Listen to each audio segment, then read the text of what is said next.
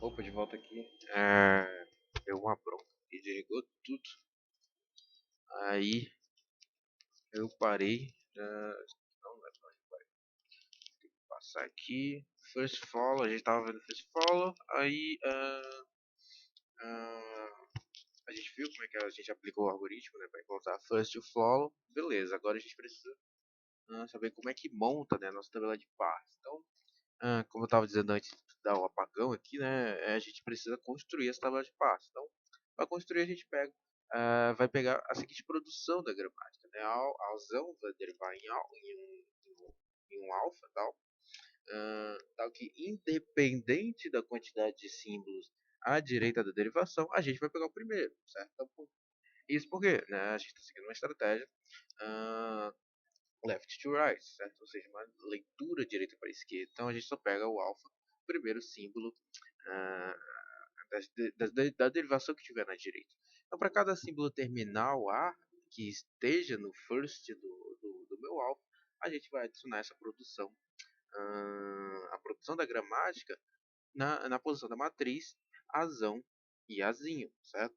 Ou seja, os elementos no conjunto do first do meu alfa é que vão ser adicionados na matriz. Então, vão ser os meus índices de coluna na matriz para a gente saber onde a gente vai colocar a regra. E o segundo passo é se o first de alfa ele inclui a palavra vazia, então a minha regra, né, gramatical ela vai aparecer na posição azão Bzinho para cada terminal B que está no follow do meu azão, certo? A gente vai ver como é que segue esse algoritmo. Então a gente vai usar a mesma gramática. Nesse caso aqui ela está desmembrada, ok? Deixa eu, tá. Ela está desmembrada.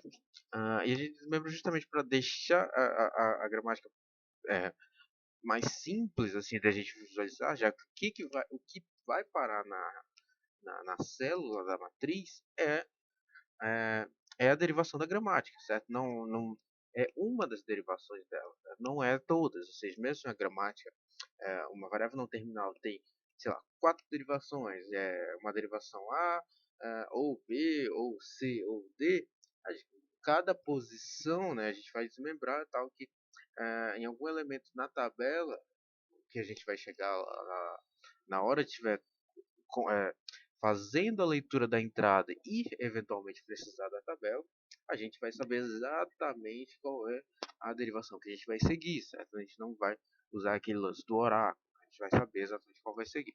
Então eu desmembrei aqui as derivações daquela gramática, né? A mesma gramática que a gente estava usando nos exemplos do follow, do first follow, e eu numerei eles aqui para ficar mais simples, né? Mas é só uma numeração qualquer, tá?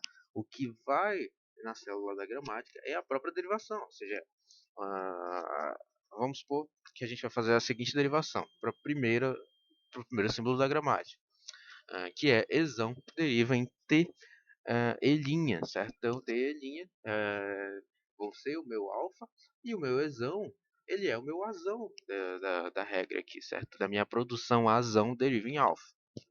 Até coloquei aqui, né? Tá aqui do lado. Ah,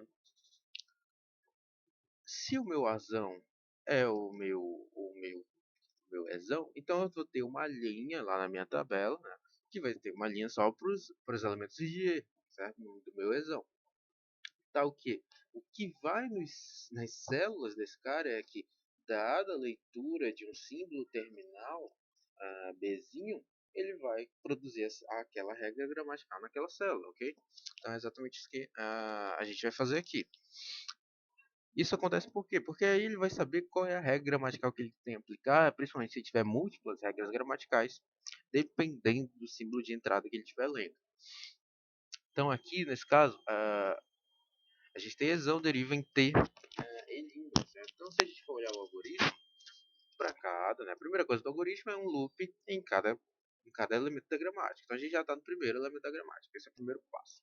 O segundo passo é verificar para cada símbolo terminal azinho em first de alfa, a gente adiciona a produção azão deriva em alfa na posição azão azinho, certo? Então, a primeira coisa que a gente tem que ver é o símbolo terminal azinho em first de alfa. O meu alfa é quem? O meu alfa é t E'. Como é uma produção left to right, então a gente precisa ler o meu alfa vai ser quem? O meu alfa vai ser o primeiro símbolo não terminal, nesse caso aqui. Aliás, o primeiro símbolo, certo? Não nesse caso. O meu símbolo é quem? O meu símbolo é o T, certo? Então a gente vai ver que first de T e' é o mesmo que first de T. Tal que o meu first de T, como a gente já tinha encontrado naqueles exemplos, é quem? Abre parênteses e D. Então a gente vai adicionar a seguinte produção em quem? Em cada azinho terminal, ou seja, em cada elemento do first. E quem são meus firsts?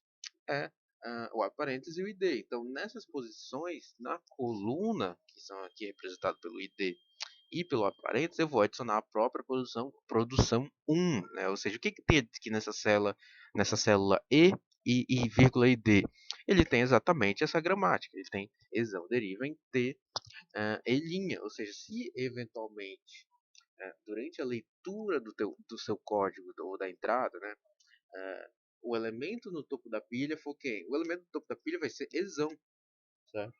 Então, se o elemento no topo da pilha for exão, não faz sentido eu ler uma entrada do código. Ele faz sentido trocar quem ele espera na pilha. Porque na hora que ele for comparar a pilha com a entrada que está sendo lida, ele tem que comparar os terminais, certo? Mas exão não é terminal. Então, ele vai trocar exão da pilha e vai substituir ele por T e', certo? Então, então essa é a produção gramatical que vai vir, né, na sequência. Dependendo, né, obviamente, da entrada que tiver ali sendo aplicada, ok? E o que, que acontece, né? Então, aqui a gente aplica a regra 1 para essa gramática, certo? E a gente vai colocar essa regra só quando exão for vírgula e D, certo? Ou seja, na produção.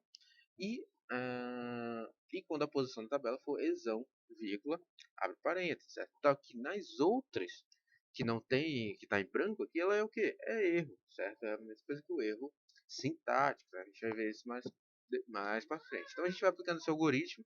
Primeiro, a gente está aplicando aqui para montagem, né? Para construção da tabela de passos. Então, a gente continua aplicando o algoritmo. No caso do 2, se first de alpha inclui a palavra vazia, então adicione a produção nos followers do Bzinho, certo?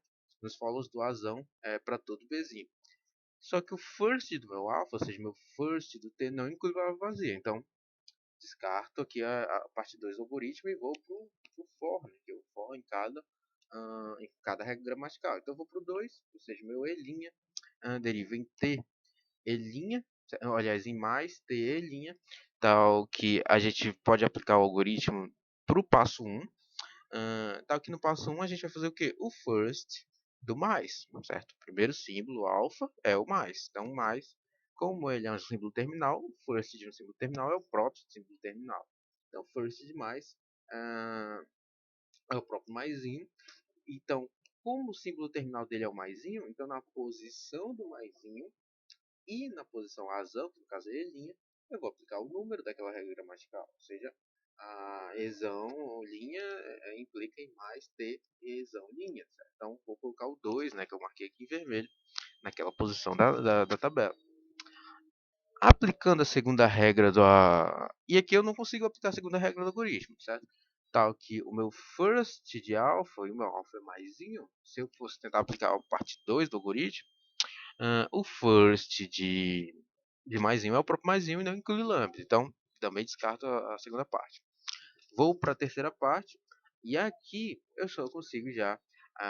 É a mesma regra gramatical, só que está desmembrado, né, obviamente. Que é exão linha implica em lambda. Só que o meu first para cada símbolo terminal azinho em first de alfa, eu vou adicionar a produção em MA, certo? Só que o meu lambda, ele não tem um first, certo? O first dele é o próprio ele. Então, pela regra 2, eu vou aplicar aqui, ó, para cada símbolo terminal azinho em first de A, ou seja, quem o meu first de A é o próprio palavra vazia, ou seja, o próprio lambda, certo? Eu vou adicionar a produção na posição azão, azinho, certo? E quem é o meu azinho? O meu azinho é a palavra vazia. Nessa tabela, a palavra vazia é dada pelo dólar, certo? Então a gente aplica aquele elemento nessa posição da tabela. E se a gente for aplicar a segunda parte do algoritmo, né, que é se first já inclui a palavra vazia, e ele inclui a palavra vazia, né, se a gente for olhar aqui em cima, o meu first já, que é elinha, inclui o maisinho e a palavra vazia, certo? Então, para cada terminal no follow do meu razão, ou seja, que é o follow de elinha, que clica em o fecha parênteses e o dólar, aí sim eu aplico a regra gramatical neles dois. Certo? Então coloco aqui a minha regra gramatical no fecha parênteses para elinha e no dólar para elinha, certo? Continuo fazendo a sequência aqui no 4. A minha regra T deriva em f t', tal que o meu alfa agora vai ser o meu f, certo? E eu posso fazer as duas verificações. A primeira verificação é para cada símbolo terminal A em first de alfa, ou seja, para cada símbolo terminal A em first de f, eu vou adicionar a produção em M Azinho, tal que o meu Azinho ele vai ser quem? O meu first de F, ele é, cadê? First de F é o abre parênteses e D, certo? Que é igual ao first do E e o first do T, certo? Então, o first de F abre parênteses e D. Então, eu vou aplicar essa produção nessas duas posições, em T e D e T abre parênteses. Então, eu vou colocar lá a minha produção nesses dois caras, 4 e 4, certo? E na hora que eu for verificar a segunda parte do algoritmo, ou seja, se o first do meu f incluir a palavra vazia, eu vou adicionar a produção para cada bzinho do for. O meu first de f é abre parênteses id, não inclui palavra vazia, então não sigo nessa sequência. Então eu termino aqui a regra gramatical 4. E eu vou fazendo isso para cada um deles, ou seja, por 5, 6 e 7, até chegar no 8, certo? Tal que no 8 eu vou ter quem? F implica em D, certo? Tal que o meu first de D é o próprio D, já que ele é uma variável terminal. Então eu aplico a regra gramatical 8 só nessa última linha, só quando ele vê o ID, certo? Então na posição F, vírgula e D, eu aplico a produção 8, né? A produção gramatical 8. Se o first de alpha, no caso first de D, inclui a palavra vazia, né? Como first de D é o próprio ID, não inclui a palavra vazia, então não sigo com a regra 8, com a regra 2 do algoritmo. Então, eu monto essa minha tabela de passo. Então, é exatamente assim, dado meus firsts e os follows, e seguindo esse algoritmo de construção da tabela de passo, que eu vou montar essa tabela de passo. Que a gente vai já ver como é que a gente vai utilizar ela. Eu já mostrei lá no início, né, naquele exemplo bem pequeno, né, com a gramática, mas a gente vai ver já num exemplo maior, certo? Uh, ops.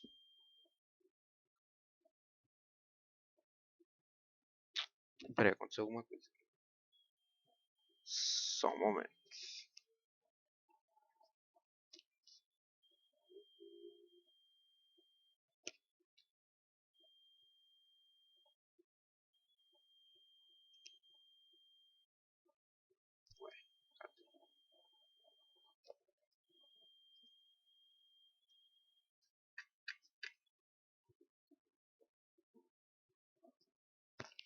Somente, minha gente.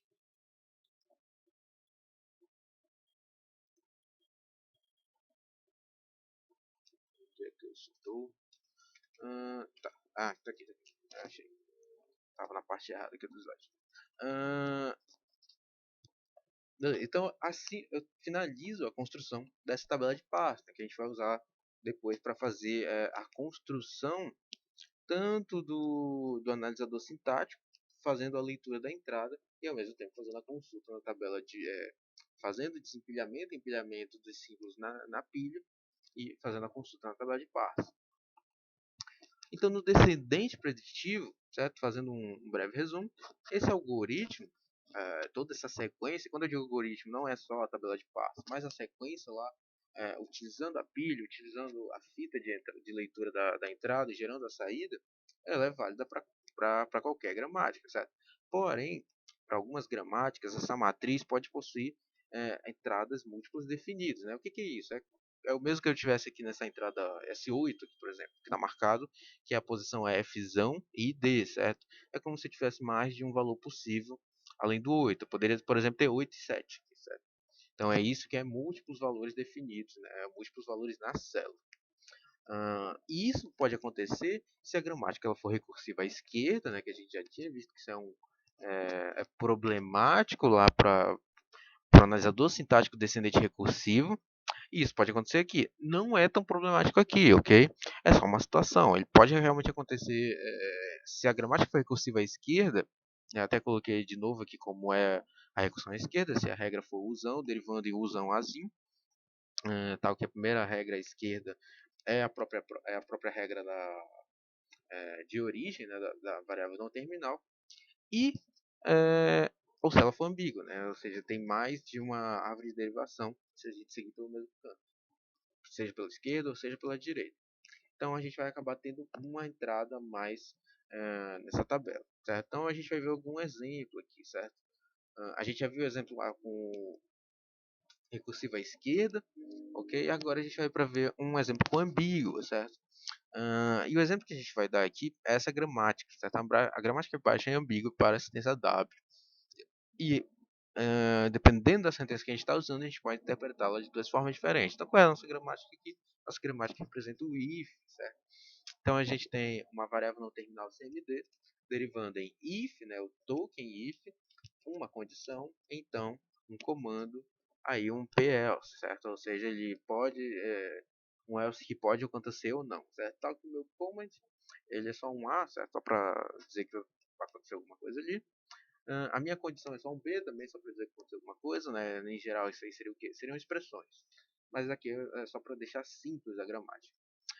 Tal que na hora que chegar no meu p-else, eu estou dizendo que o meu if pode ter um else. Então, eu vou dar um if, tal que ele eventualmente pode ter um else. E o meu command, ele pode ser outro if. Ou seja, eu posso ter ifs aninhados e uma sequência de else, ok? Mas cadê a ambiguidade? Perceba que esse tipo de if, ele não tem o quê? Ele não tem abre-chaves, ele não tem begin, end, if, fi, em algumas linguagens fazem isso, né? Quando você define o fim do if. Então você não tem essa definição de onde está o fim de cada pedaço do if, certo? Você apenas diz que existe um p-else e esse p-else pode ser o quê? Pode ser o else, um comando, ou ele pode ser vazio, né? Você pode ser lambda, o cara não precisa, é opcional colocar o else. Então se a gente pensar, por exemplo, na seguinte palavra para essa linguagem, que é essa palavra aqui de baixo, e ela é uma palavra válida na linguagem, a gente pode facilmente ver isso, porque a gente consegue derivar, ao criar uma árvore de derivação sintática que gera exatamente essa palavra aí, e essa palavra é o quê? If cond, né? Aqui eu só coloquei uma forma da gente visualizar, mas poderia ser o quê? If B, então, if B, então A, se não A, certo? Ou seja, usando o comando, o CMD e o cond, né, usando a variável terminal. É só mais para a gente visualizar melhor. Então, if cond, then, else, certo? Then A, else A. O que isso quer dizer? Que a gente tem duas formas possíveis de pensar onde está esse else. Percebe como não tem chaves, não tem begin, não tem esse tipo de estrutura que deixa mais simples da gente visualizar onde está o else. A gente pode dizer o quê? Que o else está no primeiro if, ou seja, if cond se determinada condição, então eu faço um outro if, senão eu já jogo A. Ou esse if pode ser o quê? If condição, então eu vou fazer isso. Então eu vou fazer esse outro if. If condição, então faz isso, senão faz aquilo. Aí sai. Aí sai dos dois alinhados. Você sai do primeiro, depois já sai do segundo. Ou seja, é como se eu não tivesse um else pro primeiro, ou eu não tenho um else pro segundo. Já que eu só tenho um else. Então eu tenho a seguinte ambiguidade. Dependendo da árvore de derivação que eu estiver usando, eu posso chegar. Eu vou chegar, obviamente, no mesmo resultado, né? Só que a gente pode pensar que a interpretação é dessas duas formas. O else, o primeiro else, ele faz parte. Ficou até bugado aqui, deixa eu ver se dá para ajeitar. o primeiro else, ele faz parte do segundo if, ou o segundo else, aliás, ou o primeiro else faz parte do primeiro if. Então a gente tem uma ambiguidade, certo? É uma ambiguidade semântica, digamos assim, né? A interpretação é, fica a nosso critério. Só que sintaticamente está correto, ele segue a gramática que a gente definiu aqui. Mas a gente tem uma ambiguidade. E se a gente fosse fazer a aplicação dos firsts, dos follows, e verificando a tabela de parsing, a gente ia ter a seguinte situação. Para essa gramática, teríamos a seguinte matriz na análise sintática, ou seja, a minha tabela de parsing diria o quê? Que na hora que eu tiver em um PELS, lá no meu topo da pilha, eu posso ter ou 3 ou 4. Ou seja, eu posso fazer ou outro else, ou uma palavra vazia. O que isso quer dizer? Isso quer dizer que para o projetista, para o compilador, você vai ter que definir qual é a sua prioridade. Se por padrão, na hora que o cara coloca um if, ele tem que ter um else, ou se ele não vai colocar, e isso vai seguir até o if mais interno que tenha um else, certo? É como se você fizesse uma sequência de ifs e os elses fizessem parte do primeiro if em diante, até o número de elses, ou, né, que é a segunda prioridade, os ifs internos, a partir do último if, até o if mais externo, dependendo do número de elses, aí faz ao contrário, certo? Então esses elses fazem parte dos internos. Então a gente vai ver um exemplozinho aqui, né? Até marquei, né? O 3 e o 4, ou seja, múltiplos valores definidos para essa posição da tabela. Então, gramáticas cujas tabelas da análise estática não possuem essas entradas desse tipo, elas são chamadas de LL1. Ou seja, as LL1s, elas não são ambíguas e nem são recursivas esquerdas, né? Então, se a gente consegue montar a tabela de passo para uma gramática e não fica esses múltiplos valores definidos, a gente tem uma gramática que não é ambígua e nem é recursiva esquerda. É um ótimo jeito da gente ver que uma gramática não é ambígua, por exemplo. Se a gente montar a tabela de passe e chegar numa tabela única, certo? Então a gente já tem uma gramática que não é ambígua. E uma gramática... eu até coloquei a definição aqui do LL1, né? Uma definição mais formalizada, né?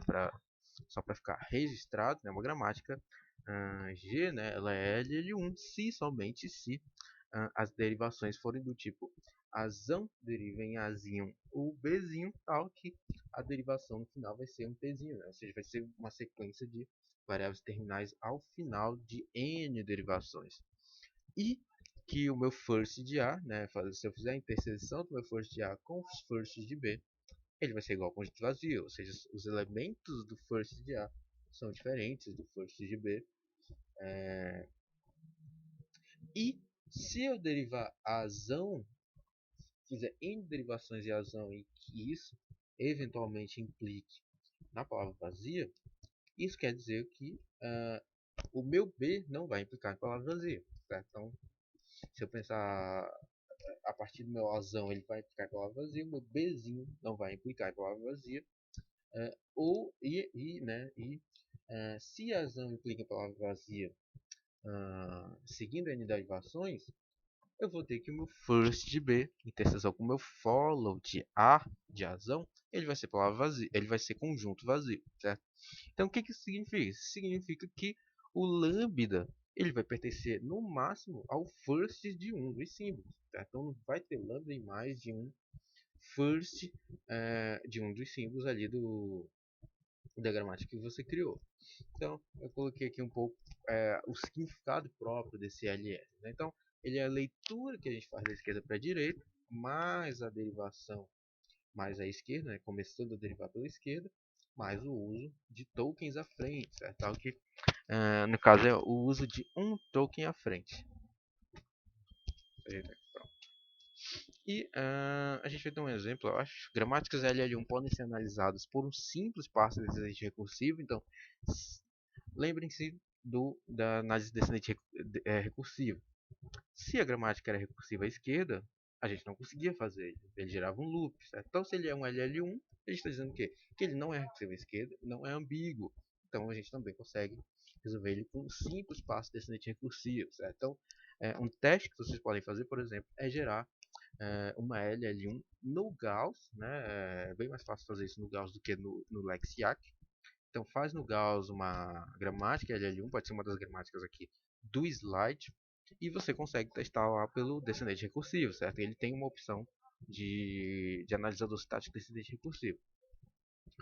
E eu ainda coloquei um porém, né? Nem toda linguagem pode ser transformada em LL1, certo?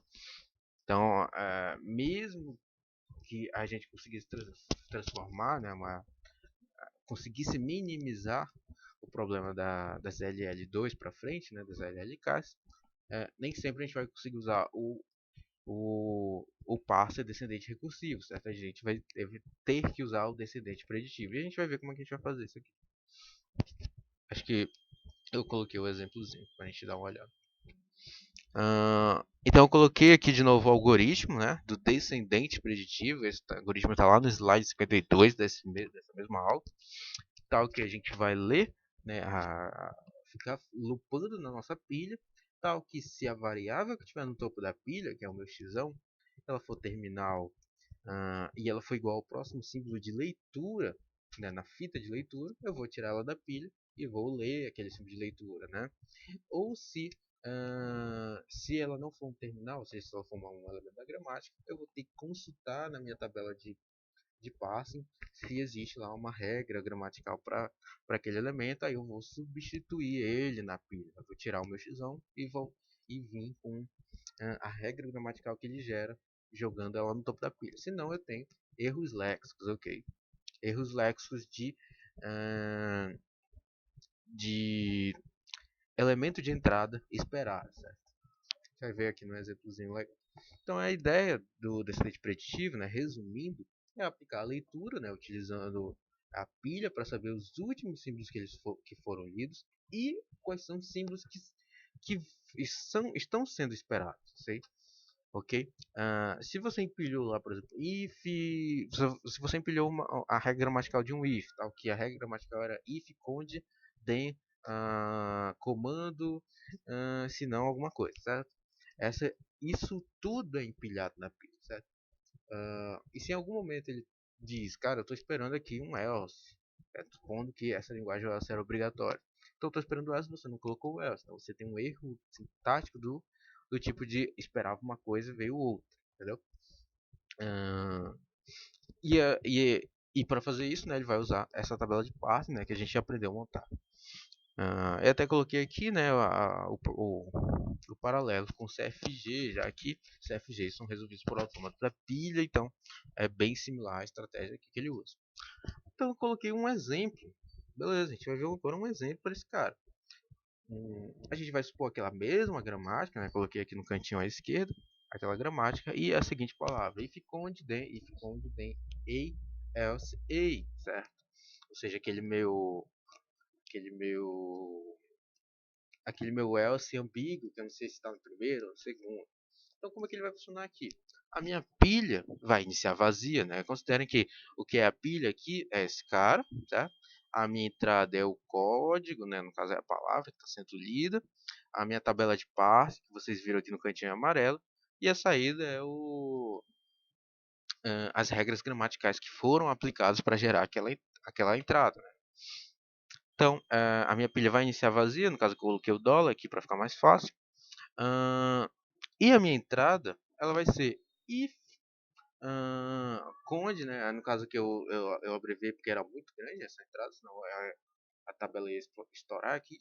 Mas a entrada é o que está aqui escrito no tab. É if conde, then a, else a, certo? Então, a gente vai ler passo a passo. Então, a primeira coisa que eu faço é a ação na primeira linha aqui de ações, né, a serem estruturadas, é aplicar a primeira regra, certo? Ou seja, lembrem do algoritmo. A primeira coisa que o algoritmo faz é empilhar o símbolo inicial da gramática, que nesse caso é o CMD. Então ele empilha CMD na gramática. Só que CMD ele não empilha o elemento à esquerda, ele empilha o elemento à direita. Ou seja, o que ele vai empilhar? Ele vai empilhar if conde then CMD else, certo? Ou seja, ele vai empilhar a regra gramatical do CMD. Lembrando que que ele poderia fazer o acionamento das duas, certo?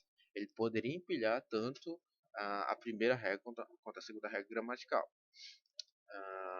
já que as duas fazem parte do símbolo inicial da gramática. Nesse caso aqui, a gente escolhe aplicar a primeira regra, certo? Que é essa regra maior, antes de aplicar o EI, né, que é o azinho. Então a gente aplica isso e agora a nossa pilha tem o quê? A nossa pilha tem if, conde, then, comma, else, else, certo? E a minha entrada ainda é a palavra W. Como o if é o elemento atual da entrada e o meu topo da pilha, lembrando que o topo da pilha no algoritmo era o quê? Se o topo da pilha é igual ao elemento que está sendo dito, eu desempilho os dois. Né? Eu desempilho aquele elemento da pilha e passo para o próximo símbolo de entrada, certo? Que é esse algoritmo aqui. Ó, se x é terminal, então, se x é igual ao próximo símbolo, então elimina x do topo da pilha, lê o próximo símbolo. Exatamente isso que eu estou aplicando aqui. Então, eu elimino o if, tanto da entrada como da pilha. E agora minha pilha tem o quê? Conde dentro, cmd else, certo? Tal que a minha entrada tem ainda conde then, if, conde then a, else a, certo? Então, aplica a condição simples, já que conde não é uma variável terminal. Então, eu tenho que aplicar a condição 5, certo? Isso eu faço pelo quê? Eu faço pela tabela de passo, certo? Lembrando que se ele não é um símbolo terminal, ele vai tentar o quê? Verificar na tabela de passe se existe a, se existe algo na posição x próximo símbolo, certo? Então, eu vou aplicar a condição 5, tal que o meu conde agora, ele vai fazer o quê? Ele vai aplicar o 5 e a regra gramatical 5 era conde deriva em B. Então, o meu conde vai virar B. Então, agora o que eu vou ter na pilha é B, then, CMD, PELS. Tal que minha entrada ainda é igual. Esse meu conde, lembra que eu estava falando que esse conde é só mais visual? Esse conde ele poderia ser o quê? Ele poderia ser B. Como conde é a variável terminal nesse caso aqui, então eu poderia dizer que esse cara aqui é B. Certo? If B. Só para deixar mais claro, certo? Eu deixei o conde que era para ficar mais visual. Porque eu poderia ter mais de um conde. Só que acabou que eu deixei só um conde para ficar mais simples. Então, eu caso esse B com um conde. Então, eu elimino os dois, né? Ou seja, se o meu símbolo no topo da pilha é terminal, ele é igual ao próximo símbolo, e ele é igual, porque o conde da minha palavra é o Bzinho, certo? Então, pense que o conde da palavra é o próprio Bzinho. Então, caso B com meu conde, então eu elimino da pilha, elimino e passo a continuar lendo o resto da entrada, ou seja, a partir do then. Então agora a minha pilha tem o que? Then, CMD, else, e a minha entrada tem o que? Then, if B, then A, then else A. Então caso com then com then, né, elimino da pilha. Então agora minha pilha vai ter o que? Que é essa penúltima posição da tabela. CMD, else e o dólar. E a minha entrada vai ser agora if count then a else a. Agora está toda a entrada ali, certo? E eu vou aplicar a posição 1, por quê? Porque o meu CMD precisa de outro if. Lembrando que o meu CMD pode ser a ou if count then command p else, certo? O count aqui na minha tabela de passo pode ser os dois, pode ser tanto a como o if. Então eu aplico um, né? E se eu aplico um, eu estou aplicando o quê? Estou aplicando o if. Estou aplicando a regrinha aqui do if, né? Que é esse cara aqui. Então o que tem aqui no meu 1, na verdade, é isso tudo. É if const then cmd else. Então, empilho isso na pilha, ou seja, tiro o meu cmd e empilho if const then cmd else, tal que a minha pilha agora vai ter o quê? If const then cmd else e else. Esse segundo else é o else que já estava na pilha, então ele não é desempilhado, ele continua lá. E agora a minha entrada, que falta ler, é if const then a else a. Então, caso ali com o meu if, né, só para eliminar os ifs, e vem aqui para a segunda parte. E agora eu vou ter const then cmd else na pilha, e a minha entrada vai ter const then a else a, tá? Que é essa condição, né, a gente vai trocar ela pelo bzinho, já que ela é a única regra gramatical na tabela de passo. Então, quando ele for fazer a consulta, Porque lembrem-se que isso aqui, esse cara aqui é um Bzinho, certo? Deixei só para ficar mais visual. Mas esse cara aqui, ele é o Bzinho. Então, na hora que ele trocar o conde, eu vou até deixar o B logo para ficar mais fácil de ver. Trocar aqui também. Esse conde, na hora que ele for olhar, ele vai olhar a entrada e a entrada é Bzinho. Então, a única regra possível de ser aplicada é esse cara, certo? Então, ele vai olhar o quê? If conde, que é o elemento da pilha, com o elemento da entrada. O símbolo da entrada era Bzinho. Então, existe uma regra gramatical ali. Então, eu aplico 5, certo? É a minha ação 5. Então, eu vou ficar bend then, cmd, else na pilha. E bend then, else, a na entrada. Então, eu só faço o casamento do B aqui, né? Casa com B. E aí, eu elimino o meu B, certo? Então, eu elimino o B. E agora eu tenho um then nos dois lados, né? Como é igual, símbolo da pilha é igual ao símbolo da entrada. Caso de novo, então elimina aquele símbolo. Desempilha o then. E agora eu vou ter o que na minha pilha? CMD, P-else, P-else. E na minha entrada falta ler A, else, A.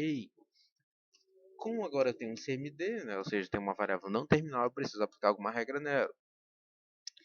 Como a minha leitura da minha entrada é A, certo? Ou seja, o A ali, eu vou verificar na posição da tabela CMD, A, que me dá o número 2. Então é por isso que eu aplico a, a regra 2. Tal que a regra 2 é o que? CMD implica em A. Então eu vou basicamente eu vou desempilhar CMD e vou empilhar A.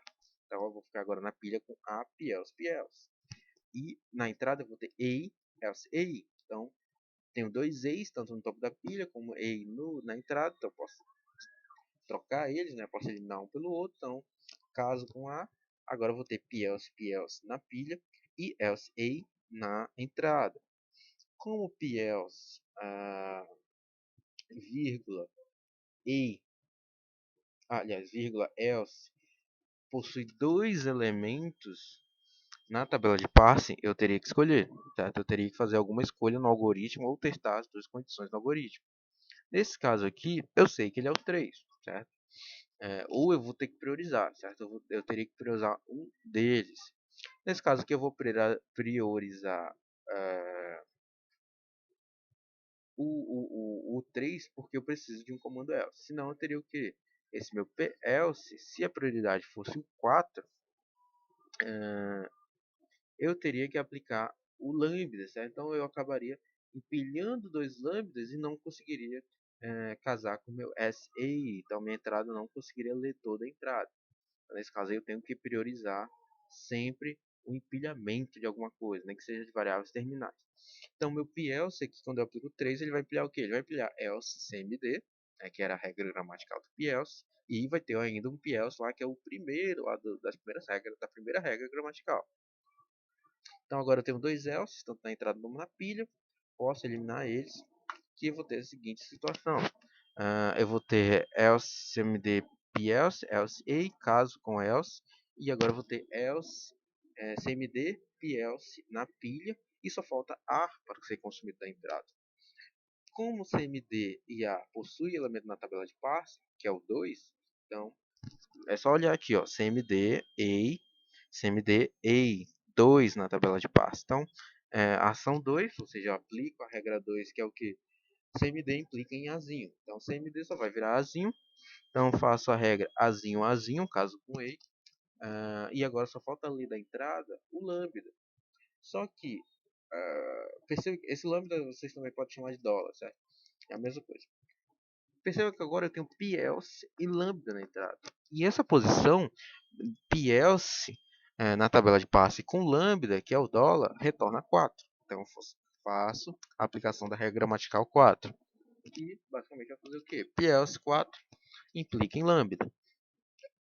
Implica em palavrazinha, né? Então eu vou só basicamente desempilhar da pilha esse cara e deixar só a pilha sem ninguém, né?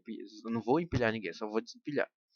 Então a minha pilha agora vai ter só o dólar, ou seja, eu estou no fim da pilha, a pilha está vazia nesse momento e não resta mais nada a ser consumido da entrada. Então eu faço esse casamento, né, da pilha vazia com o fim da entrada, né, que tem isso lá no algoritmo do descendente preditivo, e se isso acontecer, Ou seja, eu tenho que uma palavra que é válida. Nesse caso, a minha palavra era if B, então B, se não. Eu até esqueci qual era a entrada. If B, então B, se B, então A, se não A. Certo? Essa era a minha entrada. E como eu consigo fazer isso? Eu tenho aqui o meu sucesso, certo? Então, eu consigo fazer a montagem. Então, para resumir, o resumo do resumo do resumo, as estratégias descendentes, dos analisadores estáticos descendentes, eles resumem ao full backtrack, né? Ou seja, tentativa. O que é o full backtrack? Você está em algum nó ali daquela árvore e você fica testando todas as derivações possíveis para aquele nó, né? E se você não conseguir, você volta pro pai dele, e no pai dele faz a mesma coisa, testa todas as derivações para ele, faz recursivamente até a gente chegar na raiz, tá? E se em algum momento você chegar na palavra válida, ou seja, a entrada, o código foi imputado, então a palavra é válida, né, que é o método força bruta. E agora a gente viu o sem backtrack, né, que era o recursivo descendente, né, que tem um algoritmo lá que a gente viu, que não funcionava quando era descendente à esquerda, né, basicamente ele só vai pegando as derivações à esquerda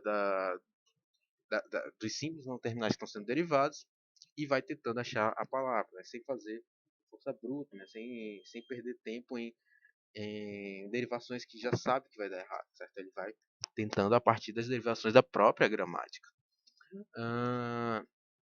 E a outra estratégia aqui, né, que é a do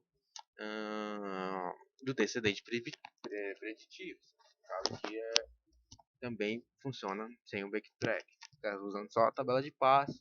O máximo que ela vai ter ali vai ser essa condição, né, que eventualmente você vai ter caminhos, né, que é esse caso aqui, certo? Você poderia ter o 3 ou o 4, mas é a única, certo? Então, perceba que você já não tem aquele full backtrack, né? Você já eliminou muita coisa. Então, você acaba tendo um algoritmo que é mais rápido e consome menos. Então, você acaba não tendo que manter na pilha ali da sua árvore de derivação sintática muita coisa, né? Mais coisa do que você acabaria precisando. Então, basicamente assim que funciona a análise sintática descendente, certo? Então, aqui foi só para resumir a análise sintática descendente. A gente vai ver na próxima aula a parte prática disso, né? Tentando aplicar um pouco no Gauss, né? A ideia aqui é que vocês construam uma gramática. Então, a gente não vai ficar, por exemplo, implementando esses algoritmos, certo? Não, eventualmente, na hora de uma avaliação, né, de uma prova, eu vou deixar o algoritmo lá, vou dar uma gramática, vou dar uma palavra naquela linguagem, e vocês vão montar só é, o passo a passo daquilo acontecendo. Mas o algoritmo não faz sentido, né? Você ter aquele algoritmo na cabeça. Né? O algoritmo vai estar lá, né? Vai estar na prova e tal, se você eventualmente precisar usar ele.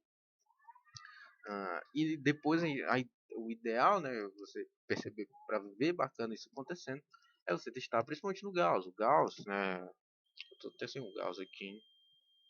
Deixa eu ver onde que eu tenho o Gauss.